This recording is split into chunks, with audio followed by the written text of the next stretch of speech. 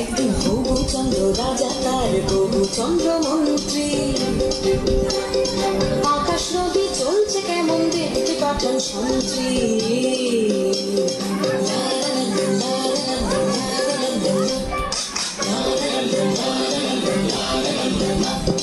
ধরে আনতে বললে সে তো কষে বেঁধে আনে।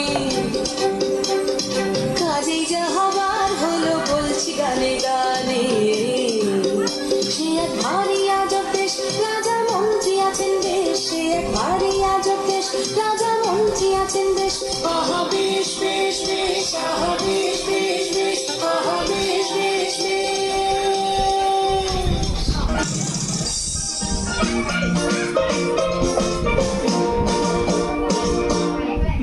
শুনুন শুনুন সুধীজন, শুনুন দিয়া মন, বিচিত্র কাহিনী বলিব এখন। একদা এক রাজ্যে রাজা হবু চন্দ্র রায়, বিশাল প্রতাপ রাজ্যে সুখের অন্ত নাই। কিন্তু সে রাজার এক বিচিত্র খেয়ালে ভীষণ সংকটে পড়ে প্রজারা সকলে। কিভাবে হইল সে সংকট মোচন, সে কাহিনী শুনুন সবে করিব বর্ণন।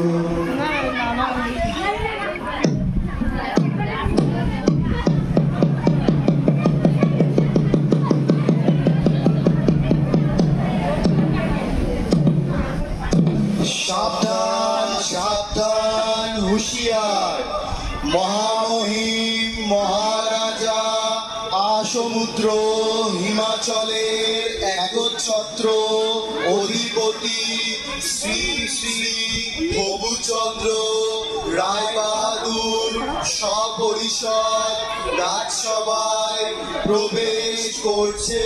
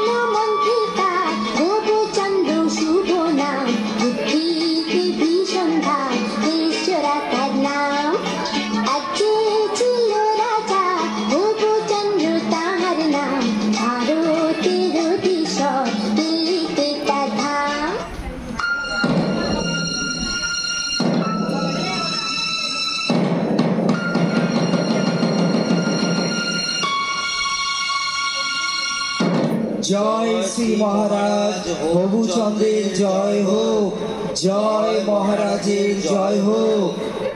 আপনারা আসন গ্রহণ করুন। মন্ত্রী, রাজ্যের সকল সংবাদ ভালো তো? হ্যাঁ মহারাজ, সকল সংবাদই ভালো।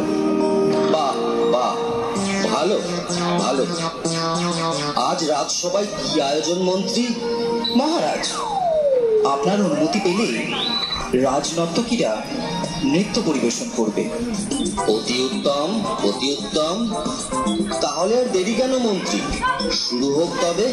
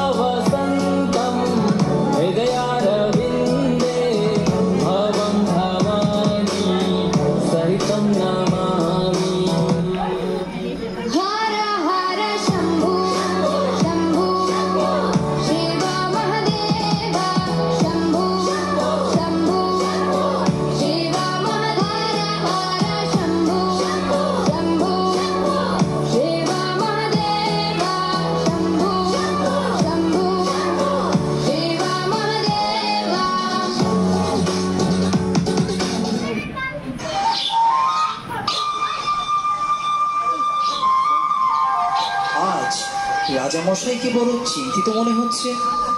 কি বিষয় নিয়ে আপনি এত ভাবছেন মহারাজ? রাজ্যে তো কোনো সমস্যা নেই।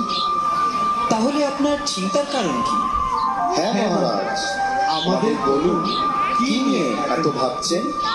আসলে একটা কথা ভেবে আমি সারা রাত ঘুমোতে পারিনি।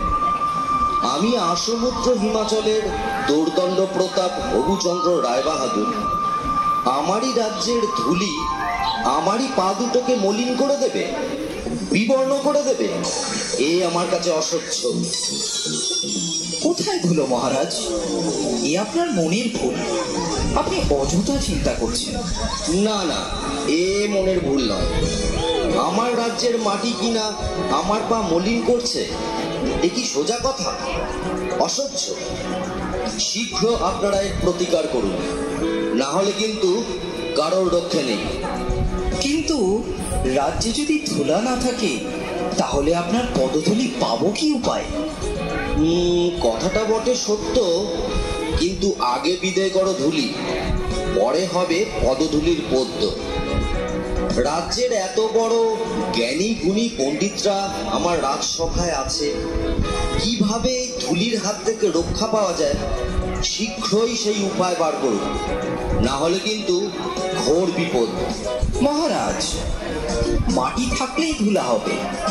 যদি মাটিতে জল দিয়ে ভিজিয়ে নেওয়া যায়, তাহলে আর ধুলা উঠবে না, আর পায়ে লাগবে না মহারাজ। কিন্তু সারা রাজ্য জল দিয়ে ভেজাতে গেলে তো অনেক জল লাগবে। পুকুর, নদী, খাল বিলে তো আর জল থাকবে না। সেটা তো খাঁটি কথা।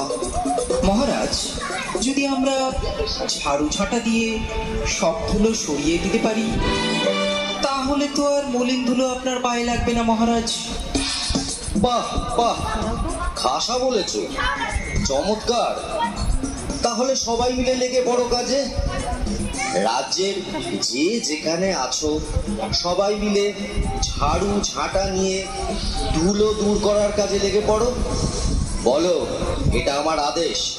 তাই হবে মহারাজ। মহারাজ, আপনিও কি এই কাজে সকলের সাথে লেগে পড়বেন? চুপ করো বেয়াদব। কাজের কাজ না করে খালি বাজে কথা বলা বন্ধ করো। যা বলেছি সেটা যেন অক্ষরে অক্ষরে পালন করা হয়। যত সব মূর্খের দল।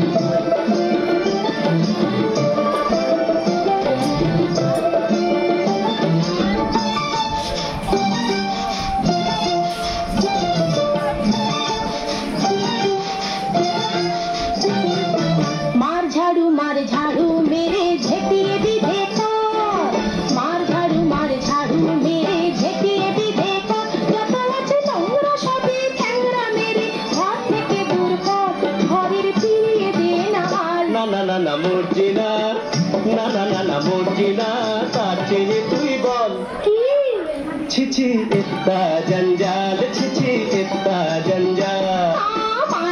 মার ঝাড়ু মেরে ঝেঁটিয়ে দিবে যত আছে নোংরা সবই ঠ্যাংরা মেরে ঘর থেকে দূর কর, ঘরের ফিরিয়ে দে নাল। না না না না মর্জিনা, না না না না মর্জিনা, তার চেয়ে তুই বল ছিছি ইত্তা জঞ্জাল, ছিছি ইত্তা জঞ্জাল। মার ঝাড়ু মেরে ঝেঁটিয়ে দিবে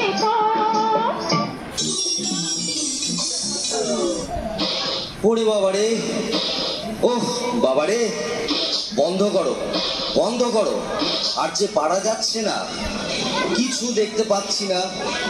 রাজ্যের ধুলো দূর করতে গিয়ে রাজ্য যে ধুলোয় ভরে গেল।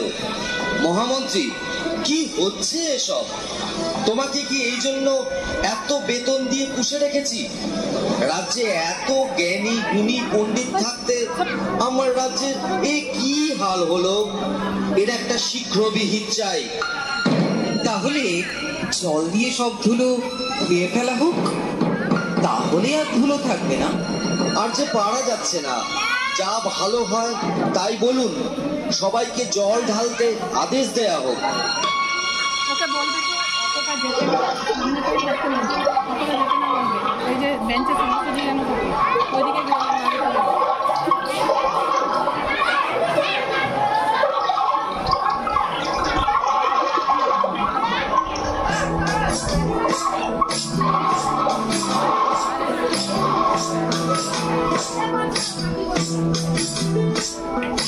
সর্বতমঙ্গল রাধে বিনোদিনী রায়, বৃন্দাবনের বংশীধারী ঠাকুর কানাই, একলা রাধে যমুনাতে জল ভরিতে যায়, পেছনে থেকে কৃষ্ণ তখন আরে আরে যায়, জল ভরে রাধে ও গোয়ালের ঝিল, কলস আমার পূর্ণ করো রাধে বিনোদী, জল ভরে রাধে ও গোয়ালের ঝিল, কলস আমার পূর্ণ করো রাধে বিনোদী।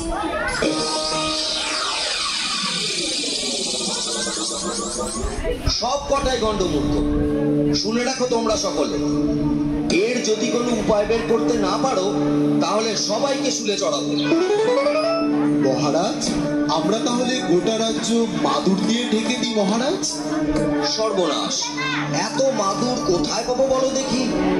আরেকটা উপায় আছে মহারাজ, আপনাকে যদি একটা ঘরে বন্ধ করে রাখা যায় তাহলে তো ধুলা আপনার গায়ে লাগবে না, আর আপনার পদযুগলও ধুলার মলিন হবে না।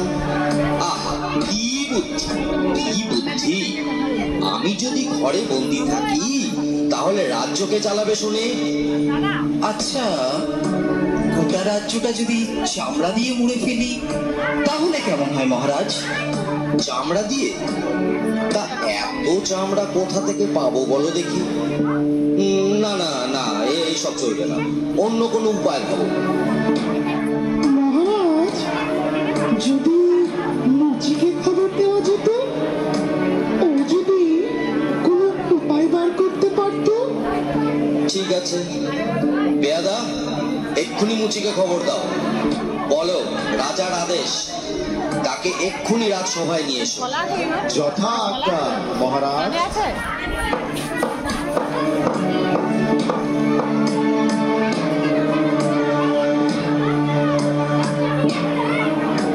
কিন্তু মহারাজ, একজন সামান্য মুচিকে দিয়ে কি এই মহা সমস্যার সমাধান হবে? মহাপণ্ডিতরা যখন হিমশিম খাচ্ছে, সেখানে কি একটা মুচি পারবে উপায় বার করতে?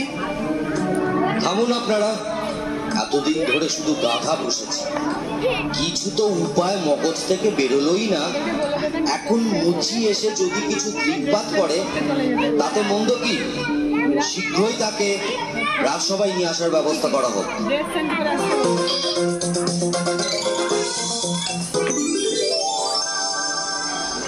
বলুন মহারাজ, কি জন্য আমারে তলব করেছেন?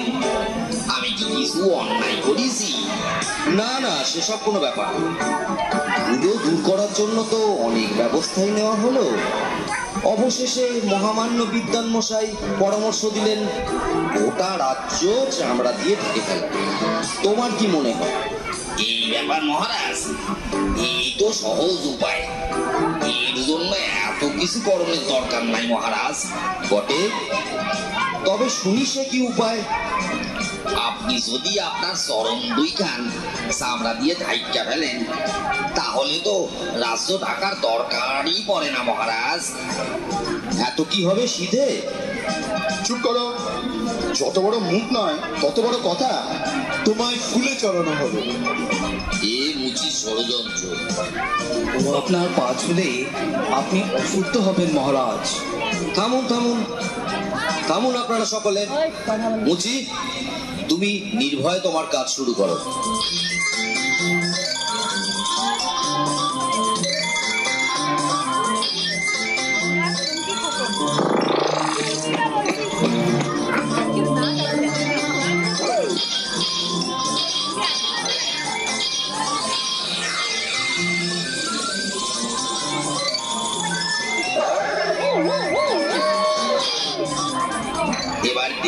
মহারাজ।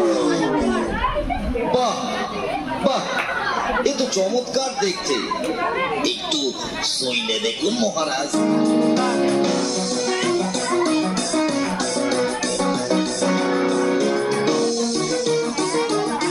বাহ, বড়ই নরম।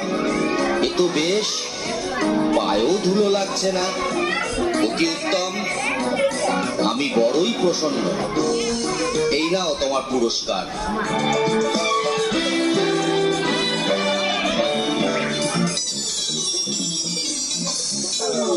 জয় হোক মহারাজ হবুচন্দ্রের জয় হোক, জয় মহারাজ হবুচন্দ্রের জয় হোক, জয় মহারাজ হবুচন্দ্রের জয়।